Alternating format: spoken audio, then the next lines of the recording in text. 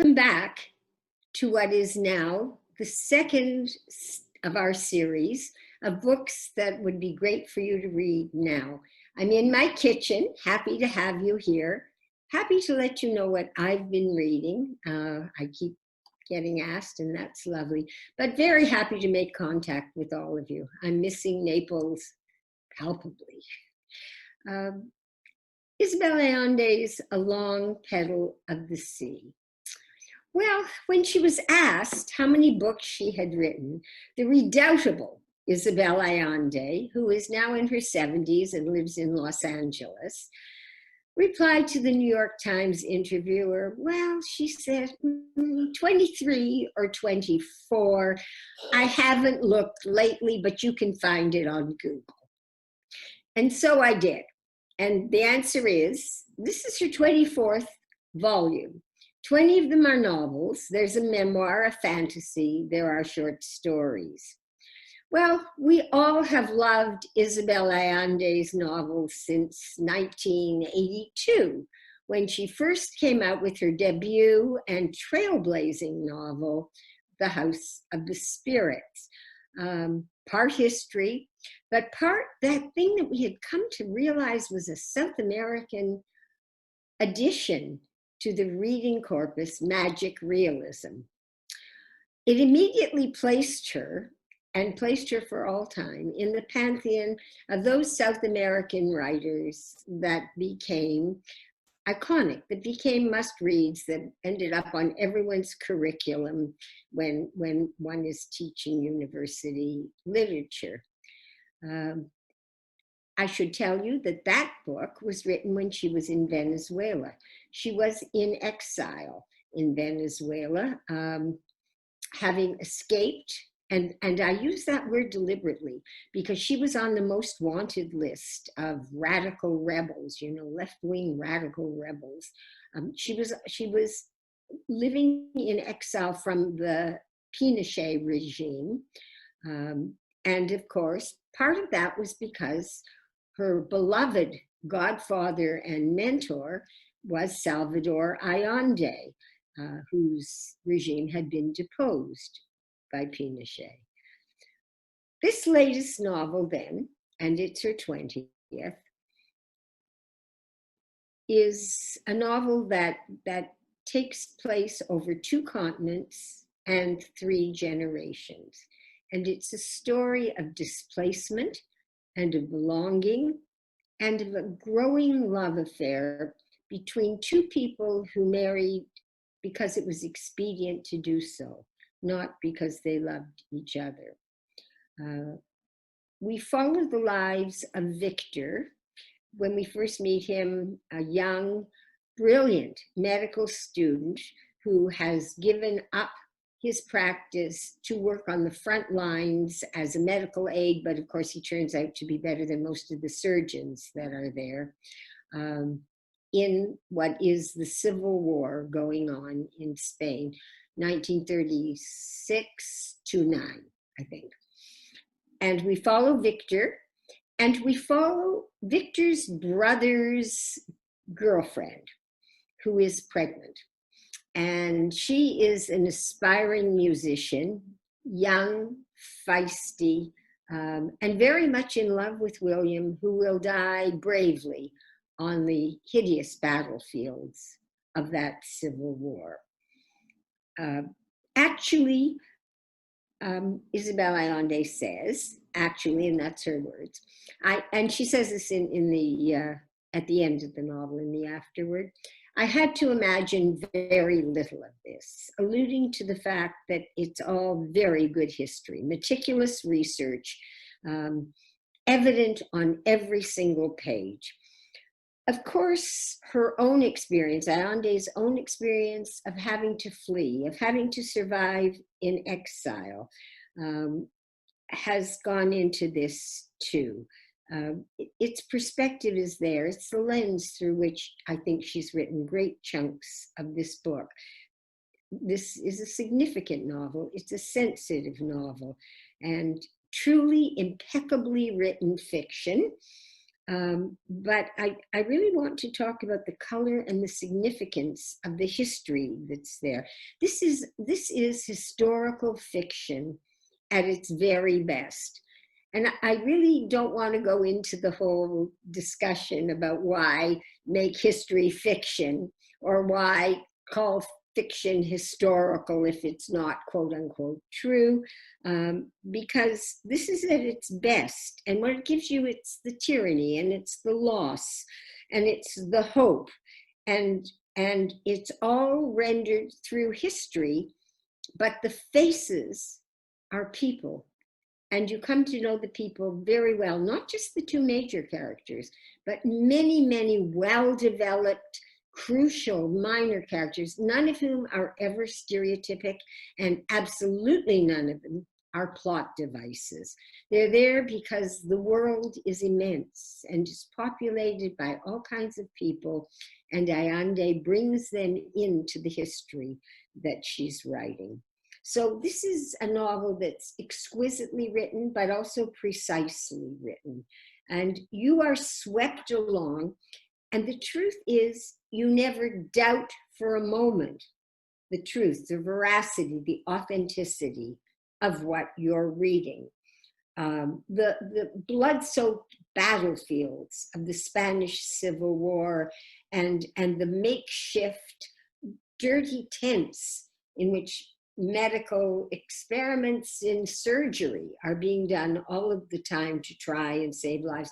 There's one scene, and it's the metaphoric scene of the novel, actually, where a young boy is dying. In fact, he's dead to everyone else in Victor's arms, and he's young, and Victor can't bear it.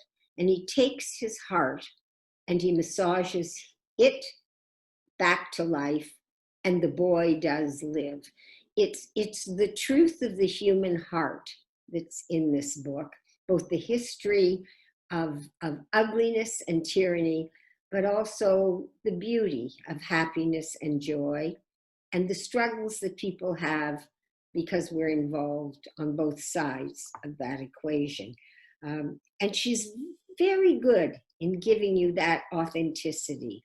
The details of the battle scenes, of course, but there's a whole chapter about the opulence and the magnificence of a cruise ship in the 1930s, and the very elite, very empowered people who come with trunks and trunks onto that cruise ship for a month, and the life of that cruise ship. She does a wonderful job of the sophistication and the elegance and the culture and the prosperity of Chile after World War II. We tend to forget that. It was one of the crown jewels of South America right after World War II. And of course, that's contrasted in the novel by the dark, dank prisons of Pinochet's tyrannical place, where he puts all of the dissenters, and of course, the football field in which he murdered too many of them. So this is a novel in the sweep of history that highlights individuals, and you get to understand what's going on through this wonderful story of Victor and Roser, and the careers that they both perceive to go through. And he becomes an eminent cardiologist in Chile.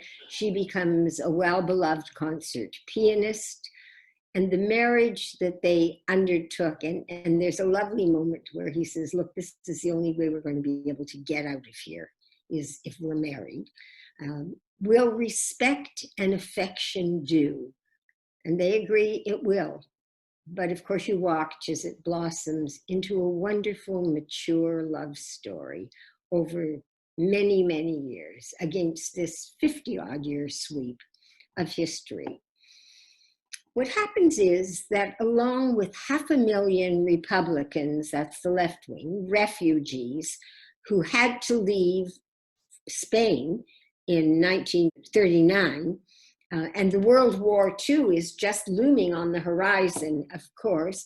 And what we know is that the fascist forces that now are in charge and ruling Spain were given equipment and help from Nazi Germany, where they tested out their equipment on the battlefields of that ugly, ugly civil war. So there's 500,000 fugitives, and they're fleeing Spain, and they flee over the mountains. And it's a painful, difficult, and heartbreaking flight that they make. All of these people huddled together in their own ways, with their own roots. And two of those people traveling separately are, of course, Victor, the doctor, who is helped by a friend who is somewhat of an entrepreneur, and young and very heavy with pregnancy, Rosa, who travels most of the way with her would-be mother-in-law, that is Victor's mother, but also William's mother. And of course, William has died, but she doesn't know that when she's traveling. They arrive in various ways, the, quote, filthy refugees, they are called, to a France that does not want them. They are treated as a left-wing wave. I'm quoting from the book, of course. They are treated as a left-wing wave of radicals who will murder, rape, steal, and spread epidemic. Out of loyalty to his brother, Victor, who has been interred in a sort of a concentration camp where the French have put all of these unwanted immigrants, not knowing what to do with them. It's a huge, vast, of course, influx.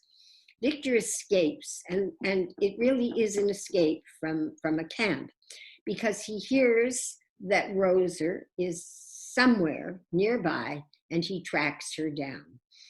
And when he does, he gets wind of the fact that Pablo Neruda, the great poet, the statesman, the award-winning writer, has somehow or other commandeered a cargo ship that holds 20 sailors, but can hold 2,000 stray souls needing to get out of France and find refuge and a new life somewhere else. So he's hired this ship.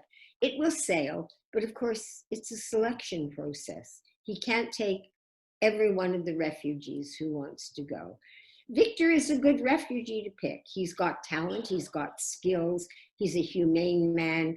Pablo Neruda realizes this right away. But he must take Rosa, and there's only one way. She must be his wife. The only women who are allowed to accompany are, of course, wives of the men who have been selected, and it is a selected process. And so they marry, and so they leave on this crowded ship to a new land, to a land of hope for them, a new homeland, they hope, a new life on a new continent, such as they have never imagined. A word about Noel poet Pablo Neruda, because of course, he did charter that boat, and he did bring 2,000 refugees to a Chile that was so enriched by their arrival. They came and they added to the intellectual, to the academic, to the medical, and most of all to the cultural finesse of the world that was going on now in a young and very wealthy, very prosperous Chile. They made huge contributions, and Neruda did bring all of these people there. The title of our novel, A Long Petal into the Sea, is Neruda's description in one of his poems of Chile itself, of the map of Chile. Think of Chile, it's a long, lean, narrow strip, would have been attached actually to Argentina, except that the Andes Mountains are there, and they're there and they block it. So Chile became its own thing, and Argentina became its own country. And on a map, it's so narrow that it's really just 110 or 12 miles from east to west, averagely, in traveling there. The epigram of the novel is also from one of Neruda's poems, as is right at the beginning of each chapter. There is a few lines from one of the poems as well. Famously, very near the end of his life, Pablo Neruda said this: "The critics may, if they wish, erase my poetry, but no one could ever erase my rescue efforts." And that written as his probably epitaph as well. So there are many other very fascinating, very believable characters who come in and out of Victor and Rose's life. There are two ancillary love affairs, but the love between them grows. Each of them has his or her own route in a career-wise, but at the very, very end, Victor surveying these long years together in which he has been exiled in prison, in which all kinds of issues have occurred, in which there is a child born out of wedlock. All of these things happen. And in the end, what he says is how lucky we are to have had each other all of these years. How lucky we readers are to have a book like this. It's truly wonderful. It's truly the way history and fiction come together perfectly and beautifully. It's been a historical journey for the reader, as it was for the characters in the book. And I think it's going to give you a whole other perspective on not just Chile, but all kinds of other South American nations, because they do figure into the book. I just would love you all to read this book. Thank you so much for being here with me in my kitchen. Thank you for listening as I spoke about books I have so much enjoyed in the last 3.5 months. And I certainly hope that some of them will become your favorites too.